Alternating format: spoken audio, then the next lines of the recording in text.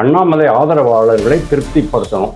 இதுதான் பாரதிய ஜனதா கட்சி தலைமை, குறிப்பாக அமித்ஷா, நரேந்திர மோடி நினைக்கிறாங்க. தமிழ்நாடு அரசியல் களம் 2029 திருப்பியும் அண்ணாமலையை முன்னிறுத்திய அண்ணாமலை சொன்னதுதான் இங்க களம் அப்படிங்கிற மாதிரி மாறப்போகும். 1 கோடி வாக்குகளுக்கு மேல் விஜய் வாங்கிவிட்டால் தொங்கு சட்டசபை வந்துவிடும்.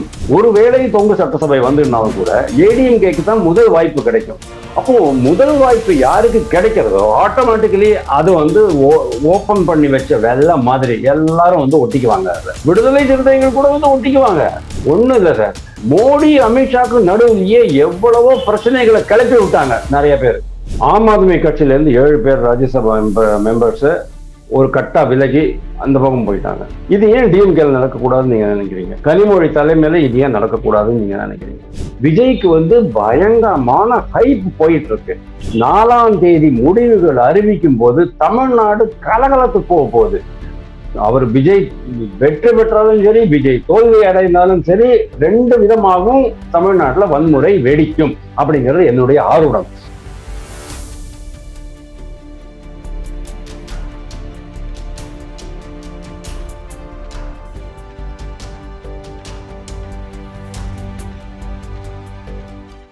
வணக்கம் தென்னவன் மீடியா நண்பர்களே, மீண்டும் ஒருமுறை திரு வாசுதேவன் அவர்களுடன் நாம் இன்று அரசியல் விவாதத்தில் ஈடுபட போகிறோம். அதற்கு முன்னாடி என்னுடைய சேனலை சப்ஸ்கிரைப் செய்து பார்த்து எங்களுக்கு ஆதரவு தாருங்க. உங்களுடைய கருத்துக்களை நீங்க கமெண்ட் செக்ஷன்ல பதிவிடுங்க. அதை நாங்க நிச்சயமா படிச்சு அதுக்கேற்ற மாதிரி நடந்துப்போம். வணக்கம் சார். வணக்கம் சார்.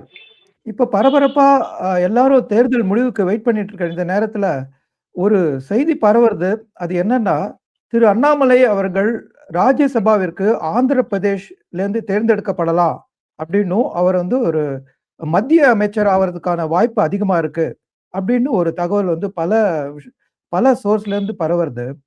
இதுல என்னன்னா, நீங்க தொடர்ந்து அண்ணாமலை அவர்கள் மாநில அரசியல்ல ஈடுபடணும் அப்படின்னு சொல்றவர். ஸோ அவரை மத்திய அரசியலுக்கு கூட்டிட்டு போக வேண்டிய காரணம் என்னவா இருக்கும்? இதை எப்படி பாக்குறீங்க? ஒரு காரணமும் இல்லை. அப்படி ஏதாவது ஒரு காரணம் இருக்குன்னா ஒரே ஒரு காரணம் தான், அண்ணாமலை ஆதரவாளர்களை திருப்திப்படுத்தணும். இதுதான் பாரதிய ஜனதா கட்சி தலைமை, குறிப்பாக அமித்ஷா, நரேந்திர மோடி நினைக்கிறாங்க. வேற எதுவும் காரணமே இல்லை.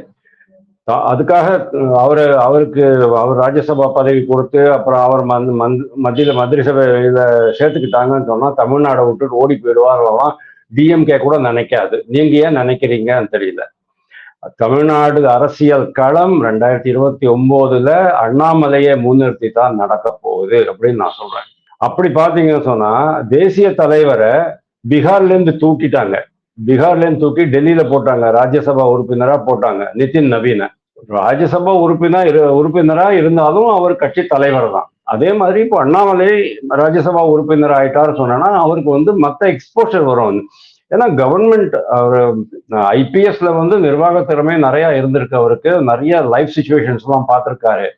அதுக்கப்புறமா 4 வருஷம் 2021 செப்டம்பர் ஆகஸ்ட்ல இருந்து 2024 25 ஏப்ரல் வரைக்கும் அவர் கட்சி தலைவராக இருக்கும்போது பல அனுபவங்கள் அவருக்கு கிடைச்சிருக்கு. அந்த 4 வருஷத்துல அவருக்கு 40 வருஷ அனுபவம் கிடைச்சிருக்கு அப்படின்னு நான் இதுக்கு முன்னாடியே உங்களுடைய ஒரு வீடியோல நான் சொல்லியிருந்தேன். இப்போ இது மட்டும் போதுமா அப்படின்னு கேட்டா போராது. ஏன்னா அண்ணாமலை நீங்க ஒரு சிறிய வட்டத்துக்குள்ள சுருக்க முடியாதுன்னு நான் சொல்லியிருந்தேன். அவருக்கு நேஷனல் லெவல்ல எக்ஸ்போஷர் கொடுக்கணும், நிர்வாகத்துல எக்ஸ்போஷர் கொடுக்கணும். சட்டசபை, நாடாளுமன்றம், மக்களவை, மாநிலங்களவை இதுலெல்லாம் அவங்க ஒரு எக்ஸ்போஷர் கொடுக்கணும். அது எப்படி கொடுப்பீங்க? Only by inducting him as a member of parliament. அதை தான் இப்போ அவங்க பண்ண போறாங்க. இது முக்கியமா இன்னொரு விஷயம் என்ன அப்படின்னு சொன்னா, நார்மலி இப்போ தமிழ்நாட்டிலேருந்து இவர் இருக்கார், ஜெய்சங்கர் இருக்காரு, நிர்மலா சீதாராமன் இருக்காங்க. அவங்கெல்லாம் வெளி மாநிலங்கள்லேருந்து பாஜக உறுப்பினர்கள், எம்எல்ஏக்கள் மூலமாக ராஜ்யசபாக்கு போயிருக்கிறாங்க. இவர் கூட வெளி மாநிலங்கள்லேருந்து ஏதோ ஒரு மாநிலத்துல இருக்கிற பாஜகனுடைய ஆதரவாளர்களுடைய உதவியுடன் அவர் ராஜ்யசபாக்கு போக முடியும். ஆனா சந்திரபாபு நாயுடுவே முன் சொல்றாரு அண்ணாமலையை நாங்க அனுப்புறோம் அப்படின்னுட்டு. இதுதான் சந்திரபாபு நாயுடுவுடைய பெருந்தன்மை அப்படின்னு நான் பாக்குறேன். ஏன்னா நார்மலி ஒரு அந்த அரசியல் கட்சி மட்டும்தான் பண்ணணும். ஏன்னா இன்னைக்கு பாஜக 20 மாநிலங்கள்ல ஆட்சி புரியறதுன்னு சொன்னா மேக்சிமம் நம்பர் ஆஃப் எம்எல்ஏஸ் அவங்க கையில தான் இருக்கு. எப்படி ஜூன் மாசம் திருப்பியும் இது ஒரு ஒரு வேகன்சி வரப்போகுது, ஏகப்பட்ட வேகன்சிஸ் வருது, திருப்பியும் நவம்பர்ல வேகன்சிஸ் வருது. அப்படி இருக்கும்போது டெஃபினெட்லி ஏதாவது ஒரு மாநிலத்துல பாஜக மூலமாவே எம்எல்ஏக்கள் மூலமாகவே அவர் தேர்ந்தெடுக்கப்படும் வாய்ப்புகள் ரொம்ப அதிகம். அப்படி இருக்கும்போது சந்திரபாபு நாயுடு இதை ஒத்துட்டு இருக்காரு அப்படின்னு சொன்னா ரொம்பவே ஆச்சரியமான சமாச்சாரம். இது பாரதிய ஜனதா கட்சிக்கு சந்திரபாபு நாயுடு செய்யும் பிரதி உபகாரமா தான் நான் பார்க்கிறேன். ஏன்னா சந்திரபாபு நாயுடு இந்த தேசிய ஜனநாயக கூட்டணியை விட்டுட்டு வெளியே போனாரு. இந்த குடியுரிமை சட்ட திருத்தம், விவசாயிகள் சட்ட திருத்தத்தெல்லாம் எதிர்த்து அதுக்கப்புறமா ஒரு 5 வருஷம் அவரால் உள்ள வரவே முடியல. ரொம்ப தவிச்சு போயிட்டார். அடடா நம்ம தப்பு பண்ணிட்டோமே அப்படின்னுட்டு ரொம்ப கஷ்டப்பட்டு நிறைய பேரை பிடிச்சி அதுக்கப்புறமா கன்வின்ஸ் பண்ணி அதுக்கப்புறம் தான் அவரை திருப்பியும் தேசிய ஜனநாயக கூட்டணியில உள்ள கொண்டு வந்தாங்க. கொண்டு வந்த உடனேயே அவர் என்ன பண்ணாரு, பவன் கல்யாணம் அங்கீகரிச்சாரு. ஜனசேனாவை அங்கீகரிச்சு அவங்களையும் கூட்டணியில சேர்த்துக்கிட்டாரு. இதுக்கு காரணம் திருப்பியும் பாஜக தான். பாஜகவுடைய அந்த சூக்ஷ்மம், அந்த சூத்திரத்தினாலதான் அவருக்கு ஆந்திர பிரதேஷ்ல ஒரு மிகப்பெரிய ஒரு மேண்டேட் கிடைச்சதுன்னு நம்ம பார்த்தோம் 2023 நவம்பர்ல. அதுக்கப்புறமா அமராவதி, இதுக்கு முன்னால இருந்தவர் என்ன பண்ணாரு, அமராவதி, குண்டூரு, விஜயவாடா, விசாகப்பட்டினம்ட்டு 3 தலைநகர்கள் வச்சுக்கலாம் அப்படின்னு இருந்தாங்க. பட் அதெல்லாம் சரி வேண்டாம் சொல்லிட்டு கடைசியில அமராவதியில இது சந்திரபாபு நாயுடுடைய நெஞ்சை தொட்ட ஒரு திட்டம். அவர் அந்த ஸ்டேட் ஃபார்மேஷன் போதே அவர் சொல்லியிருந்தாரு, 15 வருஷங்களுக்கு முன்னாலே சொல்லியிருந்தாரு, அமராவதி தான் ஹெட் குவார்டர்ஸா இருக்க போறது. It will be a model capital for the entire country அப்படின்னு சொல்லியிருந்தாரு. அதுக்கேற்ற மாதிரி திட்டங்கள்லாம் வகுத்திருந்தாங்க. தெலுங்கு தேசம் கட்சிக்காரங்கெல்லாம் அதுக்கு முன்னாலேயே தெரிஞ்ச உடனே அங்கெல்லாம் லேண்ட் வாங்கி போட்டு, நம்ம பரந்தூர்ல தான் டிஎம்கே காரங்க லேண்ட் வாங்கி போட்டாங்க பாத்தீங்களா, விமான நிலையம் வரப்போகுதுன்ட்டு, அது மாதிரி அங்க பண்ணாங்க. அதெல்லாம் வேற விஷயம். ஆனா அதுக்கு ஒரு பிரதி உபகாரமா இன்னைக்கு அமராவதி தலைநகரத்தை உருவாக்குவதற்கு மத்திய அரசு முழு ஒத்துழைப்பு கொடுக்கிறது. அதனுடைய விளைவு தான் இன்னைக்கு அண்ணாமலை அங்க கொண்டு போறாங்க. அண்ணாமலை கண்டிப்பா அவர் ஆக போறார் ராஜ்யசபா. ராஜ்யசபால போயிட்டு சும்மா உட்கார்ந்துட்டு இருக்க முடியுமா? முடியாது. உடனே அவருக்கு ஒரு மந்திரி சேவை கொடுப்பாங்க. இன் ஆல் ப்ராபபிலிட்டி நான் கேள்விப்பட்டது என்ன அப்படின்னா, டைரக்டா அமித்ஷாவுடைய உள்துறை அமைச்சகத்துக்கு கீழேயே ஏதாவது ஒரு டிபார்ட்மெண்ட் கொடுத்து உட்காந்து வைப்பாங்க. ஒருவேளை அவருக்கு ஐஎன்பி மினிஸ்ட்ரியே கொடுக்குறாங்க, இன்ஃபர்மேஷன் அண்ட் ப்ராட்காஸ்டிங் மினிஸ்ட்ரி கொடுக்குறாங்க அப்படின்னு சொன்னா அவர் எந்த பொறுப்பு துறை கொடுத்தாலும் ரொம்ப அதிரடியாக செயல்படக்கூடியவர், சந்தேகமே கிடையாது. இன்னைக்கு பாரதிய ஜனதா கட்சியில லோக்சபால பேச்சாளர்கள் பயங்கரமா இருக்கிறாங்க. எல்லாருமே எழுந்திருந்து பதிலடி கொடுக்குறாங்க. டிஎம்கேவும் காங்கிரஸும் வாயை மூடிக்கிட்டு உட்கார்ந்து இருக்க வேண்டியிருக்கு. மஹுவா மொய்த்ராக்கு கூட பயங்கரமான பதிலடி கொடுத்தாரு நிர்மலா சீதாராமனும், கிரண் ரிஜிஜுவும், நிஷிகாந்த் துபேயும். இந்த மாதிரி பயங்கரமான பேச்சாளர்கள் இருக்கிறாங்க. ராஜ்யசபால இன்னொரு அங்க இருக்கிற பாரதிய ஜனதா கட்சியினுடைய பேச்சாளர்களுக்கு இவர் இன்னொரு மிகப்பெரிய வலு சேர்ப்பார் அப்படின்னு நம்ம பாக்குறோம். கூடவே ராகவ் சட்டா இருக்காரு, அதையும் நீங்க மறந்துடாதீங்க. ராகவ் சட்டா இப்போ ஆம் ஆத்மி கட்சியில இருந்து அங்க போய் அவங்க 7 பேரும், ராகவ் சட்டா இன்னொரு அண்ணாமலை டைப் ஆளு. அதனால இன்னுமே அவர் போன பிறகு ராஜ்யசபாவுடைய அந்த விவாதத்தினுடைய லெவலே வேற மாதிரி இருக்கும் அப்படிங்கிறது நீங்க பார்க்கலாம். ஐபி மினிஸ்ட்ரியில, இன்ஃபர்மேஷன் அண்ட் ப்ராட்காஸ்டிங் மினிஸ்ட்ரியில அவர் இருந்தார் அப்படின்னு சொன்னா தமிழக ஊடகங்கள் தயவு செஞ்சு உஷாரா இருங்க அப்படின்னு நான் முன்கூட்டியே உங்களுக்கு தெரிவிச்சுக்கிறேன். உங்களுக்கு சொல்லல, யாரெல்லாம் பொய் செய்திகள் பரப்புறாங்களோ, யாரெல்லாம் செய்திகளை திரித்து சொல்கிறார்களோ, யாரெல்லாம் நரேந்திர மோடிக்கு, பிரதமருக்கு கையிலையும் கால்லையும் செயின் கட்டி உட்காந்துக்கிட்டு இருக்கிற மாதிரி, அதாவது டொனால்டு ட்ரம்புக்கு முன்னால உட்காந்துட்டு இருக்கிற மாதிரி கேவலமா சித்தரிக்கிறாங்களோ அவங்கெல்லாம் தயவு செஞ்சு உஷாரா இருங்கன்னு சொல்லி நான் எச்சரிக்கிறேன். நீங்க அண்ணாமலையை சந்திரபாபு நாயுடு ரொம்ப ரிகக்னைஸ் பண்ணி அந்த மாநிலத்துல இருந்து அனுப்ப ரொம்ப தயாரா இருக்காருங்கிறீங்க. அது ஒரு நல்ல விஷயம் தான் ஒரு தேசிய கண்ணோட்டத்துல. ஸோ இது அவருடைய தமிழக மாநிலத்துக்கு அவருடைய அண்ணாமலையுடைய கான்ட்ரிபியூஷன் எதாவது ஒரு வகையில குறைக்குமா? ஏன்னா அந்த மாநிலத்துக்கு போய் அவங்க இவ்வளவு தூரம் அண்ணாமலையை கொண்டாட போறாங்கன்னா அவங்க அண்ணாமலை ஆந்திர மாநிலத்துக்காக அதிகமா தன்னுடைய கவனத்தை செலுத்த வேண்டி வரும். ஸோ தமிழகம் அண்ணாமலையை லூஸ் பண்றதா? Absolutely not. Tamil Nadu will not loose and Annamalai will not loose Tamil Nadu. அதான் இம்பார்ட்டன்ட். ஏன்னா அவருடைய என்ன சொல்றது, அவருடைய போர்க்களமே தமிழ்நாடு தான். ஆல் இண்டியா போர்க்களம். நாளைக்கு வந்து 2029 எலெக்ஷன்ல அவரை எங்கெங்கெல்லாம் பாரதிய ஜனதா கட்சி யூஸ் பண்ண போறாங்கிறது எனக்கு தெரியும்.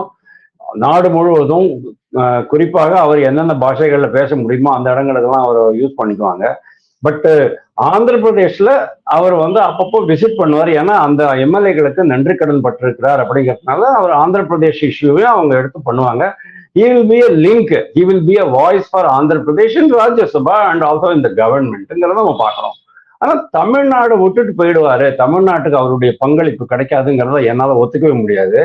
என்ன காரணம் அப்படின்னு கேட்டா, நிறைய பேருக்கு மல்டி டாஸ்கிங் பண்ண தெரியாது சார். மல்டி டாஸ்கிங் சொன்னா ஒரு டாஸ்க்கும் ஒரு மென்டல் ஸ்டேட் தேவைப்படும் பண்றதுக்கு. ஆனா நீங்க ஒரு டாஸ்க் எடுத்துட்டு இருக்கும்போது இன்னொரு டாஸ்கை பேரலா பண்ணணும், இன்னொரு டாஸ்கை இன்னொரு பேரலா பண்ணணும், 3-4 டாஸ்கை பேரலா பண்ணும் அப்படிங்கும் போது உங்களுடைய மனநிலை அதுக்கேற்ற மாதிரி ஸ்விஃப்டா சேஞ்ச் ஆகணும். மல்டி டாஸ்கிங் அப்படிங்கிறது ஒரு கார்பரேட் ஜார்கன். அதுல இவர் ரொம்ப கை தேர்ந்த ஆளு. அவர் பாட்டுக்கு டிராவல் பண்ணிக்கிட்டே இருப்பாரு, ஏதோ ஒரு நியூஸ் பார்ப்பாரு, உடனே ஒரு ரிப்ளை கொடுத்துருவாரு, ஒரு அறிக்கையை விட்டுடுவாரு, ஒரு கண்டனம் தெரிவிச்சிருவாரு. கூடவே அங்க அங்க போயிட்டு நாமக்கல்லா, சரி நாமக்கல்ல என்ன விசேஷம், அங்க என்ன பேச போறோம் அப்படிங்கிறத பார்ப்பாரு.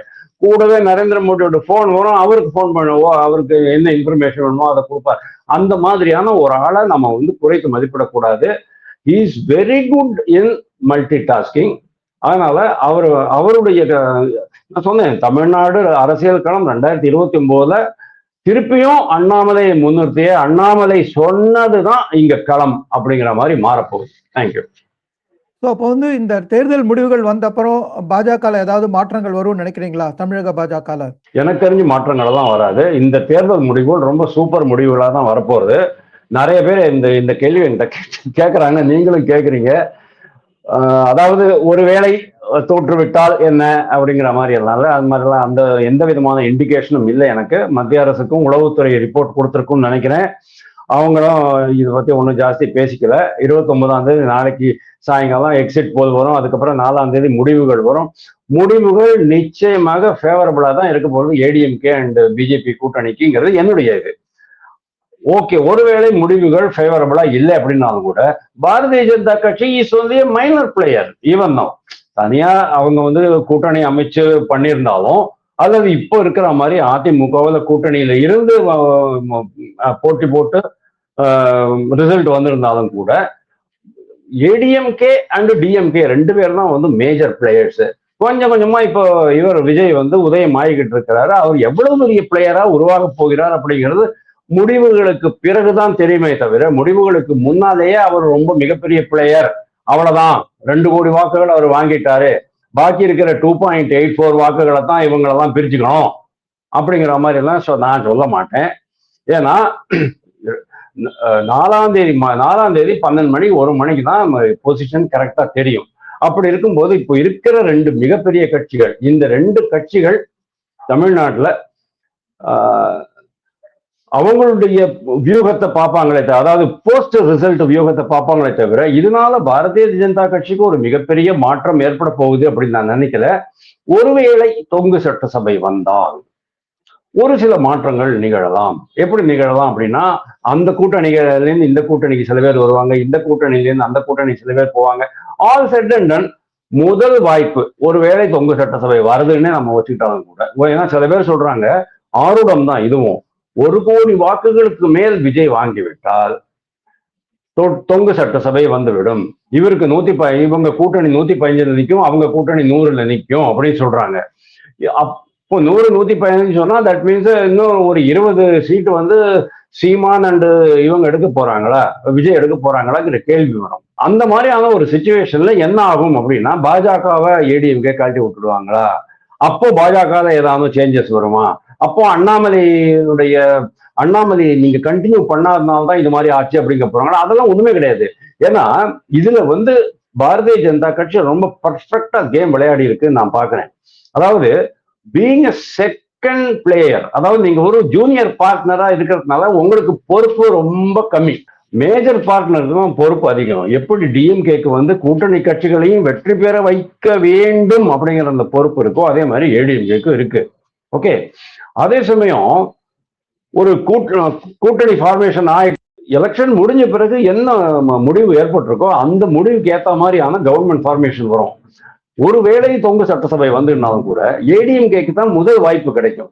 அப்போ முதல் வாய்ப்பு யாருக்கு கிடைக்கிறதோ ஆட்டோமேட்டிக்கலி அது வந்து ஓபன் பண்ணி வச்ச வெள்ளை மாதிரி எல்லாரும் வந்து ஒட்டிக்குவாங்க. அதை விடுதலை சிறுத்தைகள் கூட வந்து ஒட்டிக்குவாங்க. நான் இதுக்கு முன்னாலேயே கூட உங்க சேனல்ல சொன்னேன்னா எனக்கு ஞாபகம் இல்லை. விடுதலை சிறுத்தைகள் ரொம்ப சீரியஸாக யோசிச்சுட்டு இருக்கிறாங்க. முடிவுகளுக்கு பிறகு அவர்களுடைய அரசியல் வேறு திசையை நோக்கி பயணிக்கிறது. அவங்களுக்கு வந்து ராமதாஸ் அத்தோலை மூலமா தேசிய ஜனதா கூட்டணிக்குள்ள வரணும். அவர் ஏற்கனவே எம்பியா இருக்கிறாரு, இன்னும் 3 வருஷம் அவருக்கு பதவி இருக்கு, அந்த பதவி காலத்துல அவர் அமைச்சர் ஆகணும்ட்டு அவர் ரொம்ப ஆசைப்படுறாரு அப்படின்னு நான் சொன்னேன். அப்போ இது எல்லாமே வந்து இந்த கூட்டணிக்கு வலு சேர்க்கும் அப்படிங்கிறத பாக்குறோம். அதனாலதான் நான் சொல்றேன், அடிப்படை கட்டமைப்பு பாஜகக்குள்ள அடிப்படை கட்டமைப்புல எந்த விதமான சேஞ்சும் இருக்காது. நயினார் நாகேந்திரன் கட்சி தலைவராக தொடருவார். மற்ற அந்த நிர்வாகிகள்லாம் தொடரத்தான் போறாங்க. அண்ணாமலை ஆல்ரெடி அவருடைய பங்கை நல்ல சிறப்பாக பண்ணிட்டு தான் வெளியில போனாரு. பண்ணாம வெளியில போனா நீங்க அவரை குறை சொல்ல முடியும். உன்னுடைய பொறுப்பை நீ வந்து தட்டி கழிச்சிட்டியப்பா அப்படின்னுட்டு. அந்த மாதிரி எல்லாம் யாருமே தன் மேல எவனும் கை நீட்ட முடியாம அவருடைய வேலையை அவரை செவனை செய்திருக்கிறார் அப்படிங்கிறத பார்க்கிறோம். அப்படி இருக்கும்போது இந்த தேர்தல் முடிவுகளால பாரதிய ஜனதா கட்சியினுடைய தமிழக பிரிவுல உள்கட்சியில கட்டமைப்புல எந்த விதமான மாறுதலும் ஏற்படாது என்பது என்னுடைய தாழ்மையான கருத்து. உங்க கருத்துக்கு நன்றி. ஆனா அதே சமயத்துல நம்ம தேர்தல் சமயத்துல வந்து நடந்த நிறைய பிரச்சனைகள் வந்து வெளிப்படையா வந்து பாரதிய ஜனதால தெரிஞ்சிச்சு. அதாவது தொகுதி பெறறதுல ஆகட்டும், வேட்பாளர்கள் அறிவிக்கிறது ஆகட்டும், ரொம்ப ஒரு தாமதம். அதுக்கெல்லாம் பின்னாடி வந்து உட்கட்சியில அவங்களுக்கு நிறைய பிரச்சனை இருந்ததா சொல்றாங்க. ஸோ இப்போ ஒருவேளை வந்து என்டிஏ கூட்டணி ஜெயிச்சு பாரதிய ஜனதா வந்து ஒரு இரட்டை இலக்கத்துல வந்து எம்எல்ஏக்களை பெற்றானா, அதே சமயத்துல வந்து என்டிஏக்கு வந்து ஒரு கூட்டணி ஆட்சி தான் வரும் அப்படிங்கிற ஒரு சிச்சுவேஷன் வந்தான்னா பாரதிய ஜனதாக்குள்ள அவங்களுக்குள்ள ஒரு போட்டி வராதா? யார் வந்து மினிஸ்டரா போறதுன்ட்டு அதை எப்படி சமாளிப்பாங்க? இது ஒரு பெரிய விஷயமே கிடையாது என்னை பொறுத்த வரைக்கும். பாரதிய ஜனதா கட்சியில யாரு எம்எல்ஏ ஆனாலும் சரி, எம்பி ஆனாலும் சரி, கட்சி தலைமை என்ன முடிவு பண்றதோ ஜனநாயக முறைப்படிதான். அதாவது சீஃப் மினிஸ்டருடைய, அதாவது minister is at the pleasure of the chief minister அப்படிம்பாங்க. சீஃப் மினிஸ்டருடைய இதுதான். அதாவது கட்சி தலைவர் சீஃப் மினிஸ்டர் கேண்டிடேட்டினுடைய அதிகாரம் தான், ப்ரெரோகேட்டிவ் அப்படின்னு சொல்லுவாங்க. இவங்க ஜூனியர் பார்ட்னர் அப்படிங்கும் போது எல்லாருமே ஒரு 20 பேர், நீங்க சொன்ன மாதிரி ஒரு 15 பேர் ஒரு 15 இடத்துல வின் பண்ணிட்டாங்க, 15 பேர் உள்ள போறாங்கன்னு சொன்னா எல்லாரையும் அக்கோமடேட் பண்ண முடியாது. ஏதோ ஒரு சாம்பிள் மாதிரி 1-2 தான் அக்கோமடேட் பண்ண முடியும். அதெல்லாம் யார் பண்ணுவாங்க அப்படிங்கிறத கூட சென்ட்ரல் இருந்து அப்சர்வர்ஸ் வந்து இவங்களையும் கலந்து ஆலோசிச்சு, அதாவது முதல்வரையும் மற்ற சகாக்களையும் கலந்து ஆலோசிச்சு அவங்க கரெக்டா முடிவு எடுப்பாங்க. மற்ற எல்லோருமே அந்த முடிவுக்கு கட்டுப்படுவார்கள். அப்படிங்கிறது தான் பாரதிய ஜனதா கட்சியில எம்எல்ஏக்களுக்கும் எம்பிக்களுக்கும் கற்றுக் கொடுக்கப்பட்டுள்ள கட்டுப்பாடு. அதுதான் பாடம். அதனால இதுல எந்த ப்ராப்ளமும் கிடையாது. தேவையில்லாம யாரெல்லாமோ இது மாதிரி எல்லாம் புதுசா பிரச்சனைகள். அதாவது அவங்களுக்கு என்ன ப்ராப்ளம் கேட்டா, எப்படியாவது பாரதிய ஜனதா கட்சிக்குள்ள குழப்பத்தை விளைவிக்கணும், எப்படியாவது இவங்க 2 பேரும் பிரிச்சு வச்சிடணும், அவங்களை என்னைக்குமே சேர விடக்கூடாது அப்படிங்கிற மாதிரியான ஒரு சில தீய சக்திகள் எல்லாம் நிறைய வேலை பண்ணுவாங்க. அது எல்லா இடத்துலையும் இருக்கிறது தான். ஒண்ணும் இல்லை சார். மோடி அமித்ஷாக்கு நடுவிலேயே எவ்வளவோ பிரச்சனைகளை கிளப்பி விட்டாங்க நிறைய பேர். யஷ்வந்த் சின்ஹா, சுப்பிரமணியம் சுவாமி கிளப்பி விட்டாங்க. என்னாச்சு சொல்லுங்க? Nothing happened. ஏன்னா அதெல்லாம் ஆர்எஸ்எஸ் வளர்ப்பு. அவங்களுடைய திங்கிங்கே வேற லெவல். நம்மள மாதிரி திங்க் பண்ண மாட்டாங்க. அதுக்காக தான் திருப்பி சொல்றேன். இன்னைக்கு கூட பாருங்க, பாரதிய ஜனதா கட்சியில அவங்க ரொம்ப பிரமாதமான ஆளுகள்லாம் செலக்ட் பண்ணி வந்தப்போ, ஆனந்தன் ஐயாசாமி மாதிரி யாராலும் 2 பேர் வந்துட்டாங்க அப்படின்னு சொன்னா உண்மையிலேயே அவங்களுக்கு வந்து ஒரு பப்ளிக் எக்ஸ்போஷர் கிடைக்கும், நிர்வாகத்துல கவர்மெண்ட்ல ஒரு எக்ஸ்போஷர் கிடைக்குங்கிறது ரொம்ப பெரிய விஷயம். அதனால இதனால கட்சிக்குள்ள எந்த விதமான புகைச்சலும் இருக்காது. ஓகே சார், இப்போ நம்ம காங்கிரஸ் சைடுக்கு வருவோம். அங்க வந்து செல்வ பெருந்தகை முன்னாடியே வந்து அவர் ரிசைன் பண்ண போறதா ஒரு சிக்னல் கொடுத்துட்டாரு. இப்போ வந்து காங்கிரஸ்குள்ள ஒரு நிர்வாக மீட்டிங்கும் போயிட்டு இருக்கு. ஸோ அவங்க அங்க வந்து அடுத்த தலைவரா யார் வரலாம்? மாணிக்கம் தாக்கூரா, ஜோதிமணியா? அங்க உள்ள என்ன நடந்துட்டு இருக்கு? மாணிக்கம் தாக்கூர், ஜோதிமணி, ராஜேஷ், அதுக்கப்புறமா கார்த்திக் சிதம்பரம், இந்த 4 பேர் தான் இருக்குன்னு சொல்றாங்க. 4 பேர்ல 40 பேர் இருக்காங்க. ஆக்சுவலா அவங்களுக்கு என்ன திருநாவுக்கரசு, படம்? கே.எஸ். அழகிரி கூட திருப்பவும் மனு போட்டிருக்கிறதா கேள்விப்படுறேன். கே.எஸ். அழகிரி கூட வந்து கன்சிடர் பண்ணலாமா அப்படிங்கிற மாதிரி தான் இருக்கிறாங்க. கே.எஸ். அழகிரி வந்து எஸ்சி கிடையாது, செல்வ பெருந்தகை எஸ்சி அப்படிங்கிறதுனால ஒரு எஸ்சியை போடலாமா, சவுத்ல இருந்து யாரையாவது போடலாமா, கிறிஸ்டியன்ல போடலாமா அப்படிங்கிற மாதிரி கூட பார்த்துட்டு இருக்காங்க. வசந்துக்கு கூட ரொம்ப இன்ட்ரெஸ்ட் இருக்கு அப்படின்னு கேள்விப்பட்டேன். ஆனா தமிழக நீங்க பாரதிய ஜனதா கட்சி பத்தி கேட்டீங்க. இந்த தேர்தல் முடிவுகளுக்கு பிறகு பாரதிய ஜனதா கட்சியில எக்கச்சக்கமா இந்த கட்டமைப்புல ஏதாவது மாற்றம் வருமான்னு கேட்டீங்க. அந்த கேள்வி நீங்க காங்கிரஸ் பத்தி கேட்கணுமா இருந்தது. நீங்க கேட்கல, நான் பதில் சொல்றேன். உண்மையிலேயே காங்கிரஸ்ல நான் கேட்க வந்தது இந்த தலைமையோட அவங்க காங்கிரஸ் உட்கட்சி அமைப்பிலையும் வேற என்னென்ன மாற்றங்கள் வரலாம் சேர்த்து சொல்லுங்க. எஸ், பயங்கரமான மாற்றங்கள் வரலாம். நிறைய பேர் கட்சியை விட்டு போயிடுவாங்க. ஏன்னா இந்த ட்ரிப் அவங்க வந்து வெற்றி பெறப்போவதில்லை. 3 இடங்கள்ல தான் அவங்களுக்கு வெற்றி வாய்ப்பு அப்படின்னு நான் கேள்விப்பட்டேன். நாளைக்கு எக்ஸிட் போல் வந்த பிறகு தெரியும். 3 இடங்கள் கூட கிடைக்குமா அப்படிங்கிறது தெரியல. செல்வ பெருந்தகை நிச்சயமாக தோற்கடிக்கப்படுகிறார் அப்படிங்கிறதையும் பார்த்துட்டேன். ஏன்னா செல்வ பெருந்தகை தோற்கடிப்பதற்கு காங்கிரஸ்காரர்கள், விஜய் எல்லாருமே தயாராகிட்டாங்க. ஏன்னா அவர் தான் வந்து காங்கிரஸ் கட்சி விஜய் கூட கூட்டணி போகாம இருக்கிற தடை பண்ணது அவர் தான் மூல காரணம். பிளஸ் சிதம்பரம் இன்னொரு காரணம். அதனால கட்சி தலைமை 100% மாறத்தான் போகிறது. ஏன்னா இவருக்கு வந்து இப்போ காங்கிரஸ் கட்சி போற போக்கு செல்வ பெருந்தகைக்கு விருப்பம் இல்லாம இருக்கு, அவருக்கு ஏற்புடையது இல்லாம இருக்கு. அப்படிங்கிறதுனால அவரே வந்து அவருடைய ரெசிக்னேஷன் லெட்டரையும் அவங்க வாங்கி வச்சிருக்கிறாங்க அப்படின்னு தான் நான் கேள்விப்பட்டேன். ஒருவேளை அது உண்மையானால் அவங்க அதை ரிலீஸ் பண்ணிடுவாங்க. இவர் நீங்களாவே ரிசைன் பண்ணிட்டு போறீங்களா, இல்லது நாங்க உங்களை விலக்கட்டுமா அப்படின்னு கேட்கிற அளவுக்கு ராகுல் காந்தி பயங்கர கோபத்துல இருக்கார் அப்படிங்கிறது நமக்கு தெரியும். அதனால்தான் இதுக்கு வந்திருந்த போது 2வது நாள் இந்த இதுக்கு வந்திருந்த போது, கன்னியாகுமரி பக்கம் வந்திருந்த போது நீங்க வர வேண்டாம்னு சொன்னது. உடனே இவர் என்ன பண்ணாரு, என்ன வருமான வரித்துறை என்னை சிறைப்பிடித்து விட்டது அப்படிங்கிற மாதிரி ஒரு பொய்யெல்லாம் சொல்லி அதுக்கு அடுத்த நாள் வீடியோ எல்லாம் போட்டு 24ஆம் தேதி வீடியோ எல்லாம் போட்டு காமிச்சாரு அவரு. அதெல்லாம் எந்த உண்மையும் இல்லை அப்படின்ட்டு வருமான வரித்துறையே அவருக்கு எதிராக நீங்க வந்து அவதூறு பேசுகிறீர்கள் என்று வழக்கு போடுற அளவுக்கு போயிருக்குன்னா நீங்க பாத்துங்க. செல்வ பெருந்தகை வந்து அப்போல இருந்து நான் சொல்லிட்டு இருக்கேன், அவருடைய செலக்ஷன் வந்து இட்ஸ் ராங் செலக்ஷன். ஏன்னா 5 கட்சி தாவி வந்தவர் அப்படின்னு நம்ம பார்க்கணும். 2வது வந்து அதுல வந்து மற்ற தலைவர்களுக்கு, அதாவது ஆண்டாண்டு காலமாக பரம்பரையாக காங்கிரஸ் கட்சியிலே இருக்கிறவங்களுக்கு வந்து எந்த விதமான ஹெல்ப்பும் கிடைக்கல அப்படிங்கிறது பார்த்தோம். இன் அடிஷன் டு தட் அவர் வந்து எப்படி இந்த இந்த தொகுதிகள்லாம் வேட்பாளர்களுக்கு அலாட் பண்ணி எவ்வளவு பணம் சம்பாதிச்சாருங்கிறத ஜோதிமணி மூலமாவே நம்ம கேட்க முடிஞ்சது. மாதிரி பல விஷயங்கள் இருக்கு அங்க.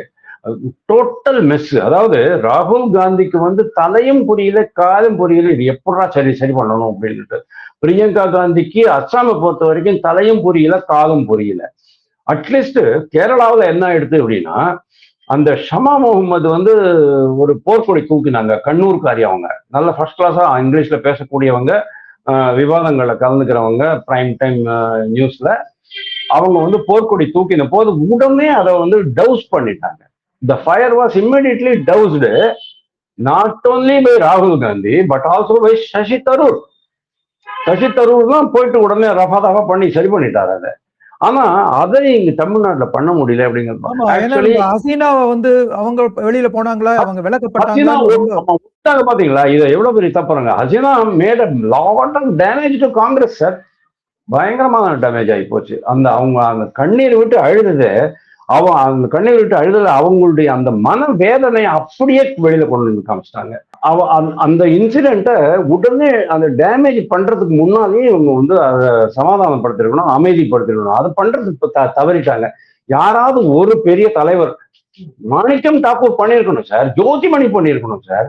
அந்த அம்மா கண்ணுல தண்ணி விட்டுட்டு அழறாங்க பாத்தீங்களா அந்த இதுல. அது வந்து அந்த அந்த பெண்ணுக்கு எவ்வளவு மன வேதனை இருந்தது அப்படிங்கறது நம்மளால உணர முடிகிறது.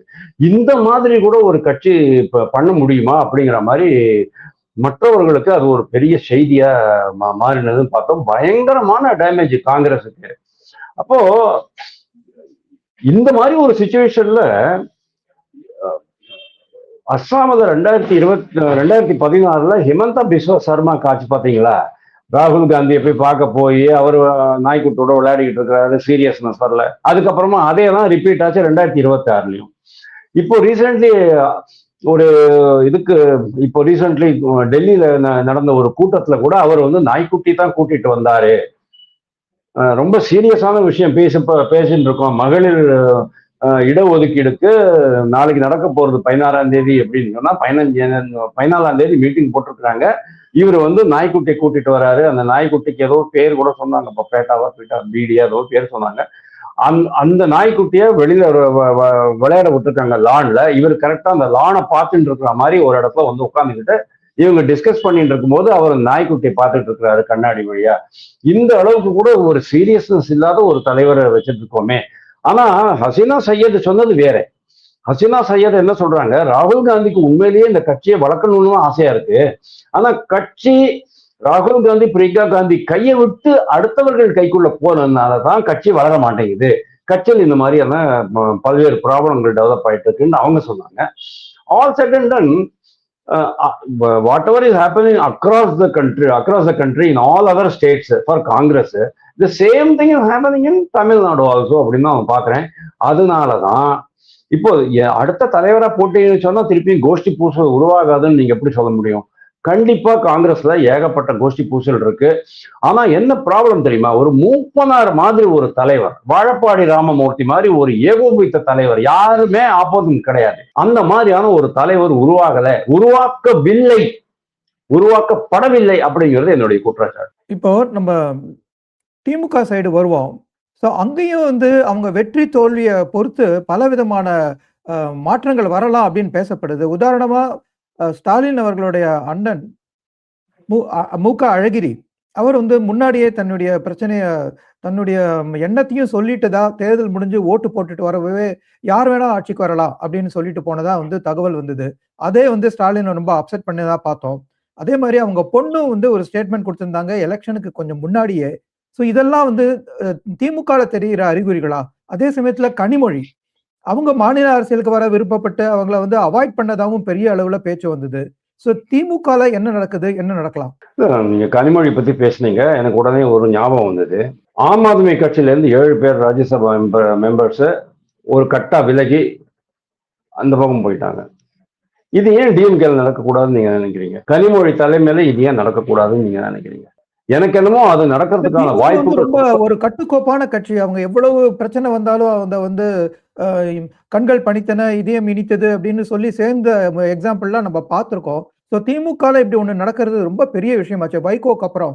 அதுக்காக தான் கேட்கிறேன். இல்ல ஒண்ணு அப்படி நடக்கலாம். அப்படி இல்லைன்னு சொன்னா டிஎம்கேவே வந்து இண்டி கூட்டணியை கட்டி விட்டுட்டு என்டிஏக்குள்ள வர்றதுக்கான வாய்ப்புகள் இருக்கு. ஒரு குறிப்பிட்ட அதாவது டிஎம்கேல அந்த இது ரொம்பவே இருக்கு. ஏன்னா 15 வருஷமா எங்களுக்கு வந்து ஒரு மந்திரி பதவி கிடையாது, ஒண்ணுமே கிடையாது. அப்பப்போ ஏதோ ஆபரேஷன் சிந்தூருக்கு அனுப்பிச்சாங்க வெளியில, அவ்வளவுதான். மற்றபடி ஏதோ ஒரு வாரியம் ஒரு பார்லிமெண்ட் கமிட்டியில மட்டும்தான் நாங்கள் தலைவரா இருக்கோம், உறுப்பினர்களா இருக்கோம், மற்றபடி எங்களுக்கு ஒன்றும் வேலையே கிடையாதுங்கிற மாதிரி தான் அவங்களாம் பேசிட்டு இருக்காங்க. அது ஒரு விஷயம். ஆனா நீங்க சொன்னது இந்த அழகிரி சமாச்சாரம் கொஞ்சம் சீரியஸா பார்க்க வேண்டியது. அவருடைய பொண்ணு என்ன சொன்னாங்க அப்படின்னா, எங்க அப்பா வந்து எலெக்ஷனுக்கு முன்னால எவ்வளவு பிஸியா இருப்பாரு, அவர் சைலண்டா ஆயிட்டு இருக்கிறாரு, அதை பார்க்கறதுக்கே எனக்கு வந்து பிடிக்கல அப்படிங்கிற மாதிரி சொன்னாங்க. பட் அழகிரி வந்து ஒரு மாநில அளவுல பெரிய ரோல் பிளே பண்ணக்கூடிய அளவுக்கு ஸ்ட்ராங்கா இல்லை அப்படிங்கிறது என்னுடைய கருத்து. தேர்தல் முடிவுகளுக்கு பிறகு இந்த தேர்தல கண்டிப்பா டிஎம்கே கவர்மெண்ட் டிஃபீட்டட் தான், சந்தேகமே கிடையாது. ஏன்னா ஒட்டுமொத்த மக்களும் மாற்றம் வேணுங்கிறது தான் போட்டிருக்காங்க. விஜய் வேணுமா ஏடிஎம்கே வேணுமாங்கிறத வேணா நீங்க சர்ச்சை பண்ணலாம். ஆனா டிஎம்கே வேண்டாம் அப்படிங்கிற அந்த மக்கள் கருத்தை நீங்க சர்ச்சை பண்ண முடியாதுன்னு நான் பாக்குறேன். நோ, டிஎம்கே போயிடுறது அப்படின்னு சொன்னா மு.க. ஸ்டாலினுடைய உண்மையான ஆரோக்கியம் என்ன அப்படிங்கிறத நீங்க இப்போ கொடைக்கானல பாத்தீங்க. காலையில அவர் சைக்கிள்ல போறாரு. ஆக்சுவலி அவர் விழுந்துட்டாராம். நான் கேட்ட வரைக்கும் அவர் விழுந்துட்டாராம்.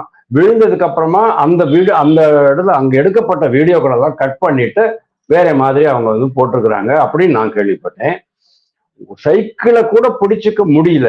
சைக்கிளை 2 பேர் பிடிச்சிக்கிறாங்க, 3 பேர் அவரை சைக்கிள்ல மேல ஏற்றி உட்காந்து இருக்கிறாங்க. அவர் மேல ஏறுறதுக்கு 3 பேர் உதவி பண்ண வேண்டியிருக்கு. அந்த மாதிரியான ஒரு கண்டிஷன்ல அவர் இருக்காருங்கிறது எனக்கு ரொம்ப மனசுக்கு வேதனையா இருக்கு. ஆண்டவன் அவருக்கு நல்ல ஆரோக்கியம் கொடுக்கட்டும் அப்படின்னு நான் வேண்டிக்கிறேன். இந்த மாதிரியான ஒரு கண்டிஷன்ல அவருக்கு வந்து நிதிஷ்குமார் சிண்ட்ரோம் வந்திருக்கலாமா அப்படின்னு கூட தோணுது. நிதிஷ்குமார் சிண்ட்ரோம் அப்படிங்கிறது என்ன? அவர் வந்து கேபினட் மீட்டிங்லேயே தூங்கி போயிடுறாரு. ஒரு விஷயத்த சொன்னா கரெக்டா புரிஞ்சுக்க மாட்டேங்கிறாரு. இப்ப நீங்க கேள்வி கேட்டீங்க, உடனே நான் கனிமொழி பக்கம் போனேன், ஆம் ஆத்மி கட்சி பக்கம் போனேன் பாத்தீங்களா? இது மென்டல் அலர்ட்னஸ் அப்படின்னு சொல்லுவோம். அந்த மென்டல் அலர்ட்னஸ் அவருக்கு இல்லை அப்படிங்கிற மாதிரியான பல தகவல்கள் இன்னைக்கு வந்துகிட்டு இருக்கு. அதனால்தான் உளவுத்துறை ரிப்போர்ட் கூட முதல்வருக்கு டைரக்டா போக மாட்டேங்கிறது. சூப்பர் முதல்வர் இல்லைன்னா இந்த பக்கம் 2-3 முதல்வர்கள் இருக்கிறாங்க அண்ணா நகர்ல அங்க இங்கெல்லாம், அவங்களுக்கு தான் போகுது அப்படிங்கிற மாதிரி கேள்விப்பட்டோம். ஸோ இந்த மாதிரி ஒரு சுச்சுவேஷன்ல கட்சியை கட்டுக்கோப்பா வச்சுக்கணும். எப்படி எடப்பாடி வந்து கட்சியை கட்டுக்கோப்பா என் கையிலேயே வச்சுக்கணும்ட்டு கங்கணம் கட்டிக்கிட்டு உட்கார்ந்துட்டு இருந்தாரோ, கடைசியில் வெற்றி பெற்றாரோ, அதே மாதிரி இந்த கட்சிங்கிறது ரொம்ப பெரிய சொத்து. கட்சிக்கு சொத்து இருக்கு, அது வேற விஷயம். கட்சி இட்செல்ஃப் ஒரு மிகப்பெரிய ஒரு சொத்து. அந்த சொத்தை கட்டுக்கோப்பா வச்சுக்கணும். கருணாநிதி இருக்கிற வரைக்கும் வச்சுட்டு இருந்தாரு. இப்போ ஸ்டாலின் இருக்கும்போது வச்சுட்டு இருக்கிறாரு. அடுத்தது என்ன? சபரீசன் கையில போயிடுமா? உதயநிதி கண்ட்ரோல் பண்ண முடியுமா? துர்கா ஸ்டாலின் மேடமுக்கு என்ன திங்கிங்? இதெல்லாம் நிறைய விஷயங்கள் நடந்துட்டு இருக்கு. ஆக்சுவலி இன்னைக்கு வந்து டிஎம்கே வந்து இந்த எலெக்ஷன் முடிஞ்ச அன்னைக்குலேருந்து நெக்ஸ்ட் டேலேருந்து டிஎம்கே காரங்களுடைய அந்த முகம் ரொம்ப வாடி போனதை நான் பாக்குறேன். ரொம்ப அது வைவேஷியஸா பேசுறதெல்லாம் கம்மியாயிடுச்சு. அந்த விவாதங்கள்ல கூட கொஞ்சம் மியூட்டடா, கொஞ்சம் ரெஸ்ட்ரிக்டடா தான் பேசுறாங்க. அவங்க தலைமையில பேசுற மாதிரி வேற இருக்கு சில ஸ்டேட்மெண்ட்லாம். கண்டிப்பா. ஏன்னா அவங்களோட அப்படி நீங்க அப்படி கேட்டீங்கன்னா 4-5 இன்சிடென்ட்ஸ் என்னால சொல்ல முடியும். செந்தில்வேல் பேசுனதை சொல்ல முடியும். செந்தில்வேல் எதுக்கு அந்த மாதிரி பேசணும்? அதாவது ஆல்ரெடி அவங்க வந்து they have seen the writing on the wall. என்ன, அதாவது நாம தோற்க போகிறோம் அப்படிங்கிறது 100% அவங்களுக்கு தெரியும். அவங்களுக்கும் உளவுத்துறை இருக்கு சார். உளவுத்துறை சொல்லியிருப்பாங்க சார். பெண் நிறுவனம் சொல்லி இருக்கும் சார், சொல்லாம இருக்காது. செந்தில்வேல் பேசுறதுக்கு அவசியமே இருக்கல. டிஆர்பி ராஜா என்ன சொல்றாரு? நாங்க எதிர்கட்சியில இருக்கிறோமோ ஆளுங்கட்சியாக இருக்கிறோமோ நாங்க வந்து தீயாக செயல்படுவோம், இதை யாருமே புரிந்து கொள்ள முடியாதுன்னு சொன்னாரு. இந்த சமயத்துல அதை சொல்றதுக்கு அவசியம் இருக்குல்ல. சத்யராஜ் அந்த பக்கமா புலமைன்னு இருக்காரு கோயம்புத்தூர்ல. அவருடைய பொண்ணுடைய ஒரு ஸ்டேட்மெண்ட் ரொம்ப அசிங்கமான ஸ்டேட்மெண்ட், அதெல்லாம் விட்டுருங்க, தேவையில்லாத ஸ்டேட்மெண்ட். ஜேம்ஸ் வசந்தன் அப்படின்ட்டு ஒரு இசையமைப்பாளர், அவர் கூட நான் கலைஞர் டிவியில ஒரு நிகழ்ச்சி கூட நடத்தியிருக்கேன். நான் வந்து பார்ட்டிசிபெண்ட். அவர் நெறியாளராக இருந்தார். ரொம்ப பியூட்டிஃபுல்லா பேசக்கூடிய ரொம்ப நல்ல மனுஷர்.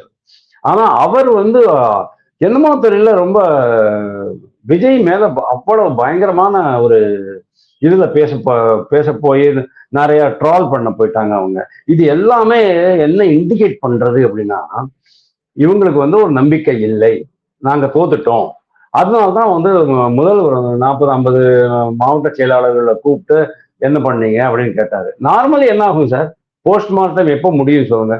ரிசல்ட் வந்த பிறகுதான் போஸ்ட்மார்ட்டம். ஓகே, இப்போதான் ரிசல்ட் வந்திருக்கு, இந்த முடிவுகளை ஆராய்ந்து நாங்கள், அப்படித்தானே ஏகே ஆண்டனி சொன்னாரு.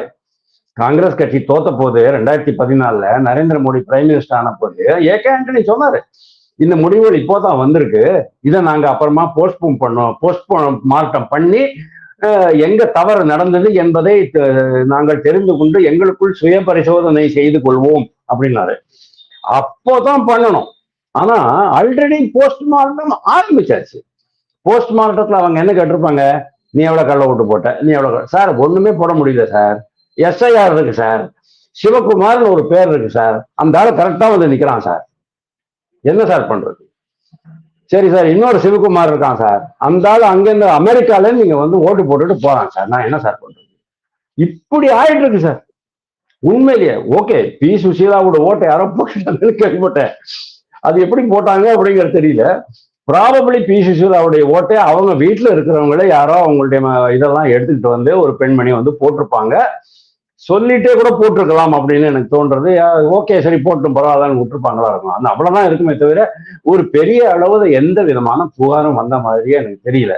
ஸோ இதெல்லாமே இண்டிகேஷன். அதாவது கள்ள ஓட்டை எவ்வளவு போட்டீங்க, அந்த முத்தரையர் சமுதாயத்தை நீங்க வந்து சேர்த்துக்கிட்டீங்களா, வேளாள கவுண்டரை கரெக்டா சேர்த்துக்கிட்டீங்களா, நாடார் வாக்குகள் எல்லாம் அறுவடையாச்சா, கிறிஸ்தவர்கள் வாக்குகள் அறுவடையாச்சா, இதெல்லாம் அனிதா ராதாகிருஷ்ணன் மாதிரி வச்சுக்கோங்க. எந்தெந்த சமுதாயத்துக்கு எவ்வளவு ஓட்டுகள், இவ்வளவு நாகேந்திரன் இந்த கேஸ்ட் காம்பினேஷன்ஸ் எல்லாம் ரொம்ப பூந்து விளையாடக்கூடிய ஆளுகள். KKSSR ராமச்சந்திரன் அவங்கெல்லாம் பயங்கரமான ஆளுங்க. அவங்கெல்லாம் ஒரு ஓட்டை கூட அவங்க விட மாட்டாங்க ஒரு சமுதாயத்துல. அந்த மாதிரியான ஆளுங்க இதெல்லாம் கரெக்டா பண்ணீங்களான்ட்டு இப்போவே அவங்க வந்து அனலைஸ் பண்ண ஆரம்பிச்சிட்டாங்கன்னு சொன்னா இது தோல்வியின் பயம் தான், வேற ஒண்ணும் கிடையாது. ஆனா but at the same time நான் இன்னொன்னு சொல்ல விரும்புறேன். விஜய்க்கு வந்து பயங்கரமான ஹைப் போயிட்டு இருக்கு. இன்ஸ்டாகிராம வச்சுக்கிட்டு அவங்க வந்து ப்ரெடிக்ட் பண்றாங்க. சார் அவங்க Facebookல அமைச்சரவையே வந்து டிசைட் பண்ணிட்டதா ஒரு செய்தி வந்து ஆமா, அது உங்கள்ட்ட கேட்க ஆமா, நினைச்சேன். ஆமா. இவர்தான் இந்த அமைச்சர், இவர்தான் இந்த அமைச்சர். அதுக்கப்புறமா வந்து பதவி ஏற்பு விழாவுக்கான மேடை தயாராகிடுச்சு. அதை வேற ஒரு மீம் வந்திருந்தது பார்த்தோம்.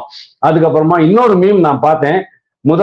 முதலமைச்சர் சேர்ல வந்து இவர் த்ரிஷா மேடம் உட்கார்ந்துருக்கிறாங்க. இவர் பக்கத்துல அந்த காக்கி பேண்ட் ஒயிட் ஷர்ட் போட்டுக்கிட்டு கையில ஒரு பேபி நாய்க்குட்டியை வச்சுக்கிட்டு நின்றுட்டு இருக்கிறாரு அப்படின்னு பார்த்தோம். இதெல்லாம் மீம்ஸ் நிறைய போடுவாங்க. மோஸ்ட்லி இதெல்லாம் வந்து அந்த கட்சி பண்றது கிடையாது, அந்த கட்சி தொண்டர்களும் பண்றது கிடையாது. இதெல்லாமே வந்து டிஎம்கேனுடைய ஐடி விங்ல ஓவர் டைம் பண்ணிட்டு இருப்பாங்க நான் நினைக்கிறேன். ஏன்னா அவங்க தான் இந்த லெவலுக்கு போகக்கூடிய ஆளுகள். ஸோ அவங்க ஒரு சைட்ல பயங்கரமா இது பண்ணிட்டு இருக்காங்க. அவங்க வந்து ஒரு கனவு உலகத்துல நினைந்துட்டு இருக்கிறாங்க. எவ்வளவோ பெண்கள் இன்னைக்கு அவருடைய ரசிகர்கள்லாம் என்னென்ன மாதிரி கேவலமான வீடியோ போடுறாங்க அப்படின்னா என்னால தாங்கவே முடியல. நான் என் கணவனுக்கும் என் குழந்தைகளுக்கும் விஷத்தை கொடுத்துட்டு நானும் விஷத்தை குடிச்சு செத்து போயிடுவேன், அவர் முதல்வரா வரல அப்படின்னா அந்த அளவுக்கு இன்னைக்கு போயிட்டு இருக்கு. அதாவது 4ஆம் தேதி முடிவுகள் அறிவிக்கும் போது தமிழ்நாடு கலகலத்து போகுது. அவர் விஜய் வெற்றி பெற்றாலும் சரி, விஜய் தோல்வி அடைந்தாலும் சரி, 2 விதமாகவும் தமிழ்நாட்டில் வன்முறை வெடிக்கும் அப்படிங்கிறது என்னுடைய ஆர்வம். அதனால நான் இப்பவே வந்து தேர்தல் ஆணையத்துக்கும் அந்த ஸ்கெலிட்டன் கவர்மெண்ட் இருக்கு, அரசினுடைய அந்த விழுமிய பாகம் இருக்கு, அவங்க காவல்துறைக்கு எல்லாருக்கும் நான் இப்பவே கேட்டுக்கிறேன், தயவு செஞ்சு கொஞ்சம் கேர்ஃபுல்லா இருங்க. 4ஆம் தேதி எல்லாம் விழிப்புணர்வோட இருங்க, முன்னெச்சரிக்கையோட இருங்க. காரணம் என்ன அப்படின்னு கேட்டா, இந்த மாதிரியான பெண்கள் மனநிலை, ரசிகர்களுடைய மனநிலையில அவங்க எந்த எக்ஸ்டென்ட்டுக்கு வேணாலும் போவாங்க. பெற்றோர்கள் தான் அவங்களை காப்பாற்றணும், இறைவன் காப்பாற்றணும். ஒருவேளை விஜய்க்கு வந்து ஒரு அளவுக்கு நல்ல வெற்றி கிடைச்சிருச்சு அப்படின்னு சொன்னா அப்போவும் அந்த வெற்றி கொண்டாட்டத்துல இந்த விஜய் ரசிகர்கள் என்ன பண்ணுவாங்கன்னு நம்மளுக்கு தெரியாது. ஏன்னா விஜய் வந்து மதுரை ஏர்போர்ட்ல வந்து இறங்குறாரு, அவருடைய ஷூட்டிங் ஸ்பாட்டுக்கு போறாரு, அவரை தொடர்ந்து இவங்க வந்து பின்னால போறாங்க. அதே மாதிரி ஷூட்டிங் 2 நாள் முடிஞ்சு திரும்பி வரும்போது நிறைய பேர் இந்த ரசிகர்கள்லாம் அவரை தொடர்ந்து வந்து அந்த ஏர்போர்ட்டுக்கு போற வழி எவ்வளவு மோசமாக பாதிக்கப்பட்டதுங்கிறத நம்ம பார்த்தோம். அதே மாதிரி தமிழ்நாட்டுல எல்லா இடத்துலையும் நடக்கிறதுக்கான வாய்ப்புகள் இருக்கு. ஏன்னா இந்த ட்ரிப் வந்து தமிழ்நாட்டுல இந்த எலெக்ஷன்ல விஜய் ஃபேக்டர் அப்படிங்கிறது வந்த பிறகு அது ஒரு மிகப்பெரிய மர்மம் முடிச்சு. அது மற்ற கட்சிகளுக்கு மர்மம் முடிச்சு. அவரை பொறுத்த வரைக்கும் அவர் வெற்றி பெற்றாலும் சரி தோற்றாலும் சரி ரசிகர்களை அவரால் கட்டுப்படுத்த முடியாது அப்படிங்கிறது ரொம்ப நிதர்சனமாக ஆனதுனால நம்ம தான் பொதுமக்கள் தான் கொஞ்சம் விழிப்புணர்வோட இருக்கணும் அப்படின்னு நான் நினைக்கிறேன். தேங்க்யூ. நேயர்களே, உங்க கருத்துக்களை நீங்க வந்து கமெண்ட் செக்ஷன்ல பதிவிடுங்க. மீண்டும் ஒரு முறை நாம் திரு வாசுதேவனுடன் சந்திப்போம். அதுவரை நன்றி. Thank you very much sir. நன்றி, வணக்கம். வணக்கம் சார்.